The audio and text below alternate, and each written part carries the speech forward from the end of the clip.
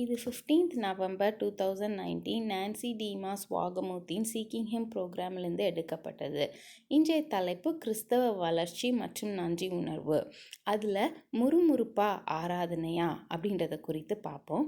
நம்முடைய வாழ்க்கையில் கஷ்டமான சூழ்நிலைகள் வரும். அப்படி எந்த விதமான கஷ்டமான சூழ்நிலைகள் வரும்போதும் நாம் அதுக்கு 2 வழியில் பதிலளிக்கலாம். அந்த சூழ்நிலையை குறித்து நம்ம முறுமுறுத்து புலம்பலாம், இல்லைன்னா அந்த சூழ்நிலையில் தேவனை ஆராதனை செய்யலாம். அந்த சூழ்நிலையில் நம்ம முறுமுறுத்து புலம்புறது ரொம்ப எளிதானது, அது நமக்கு இயற்கையாகவே வரும். ஆனால் அந்த சூழ்நிலையிலையும் தேவனை ஆராதிக்கும் போது அது அவரை நம்ம துதிப்பதற்கும் அவர் நம்மளை ஆசீர்வதிப்பதற்கும் வழிவகுக்கும். அப்புறம் நாம் அவருக்கு நன்றி சொல்லாமல் அவரை ஆராதிக்கவே முடியாது.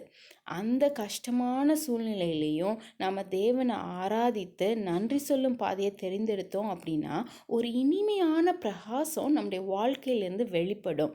இப்படி நன்றி உணர்வோடு வாழ்கிறது தான் ஒரு கிறிஸ்தவ பிள்ளைன்னு அடையாளம், சரியா?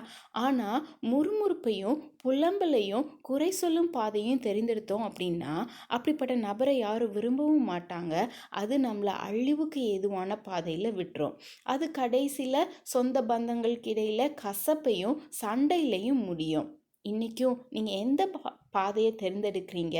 முறுமுறுப்பின் பாதையா இல்லைன்னா ஆராதனை மற்றும் நன்றி உணர்வின் பாதையா? யோசிச்சு பாருங்க. இப்பவும் ஒரு சின்ன ஜெபம் செய்வோமா?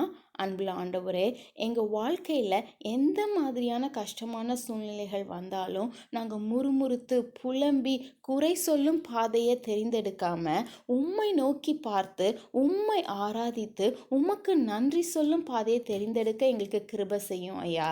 இயேசுவின் மூலமாய் ஜெபம் கேளும் அன்புள்ள பிதாவே, ஆமேன்.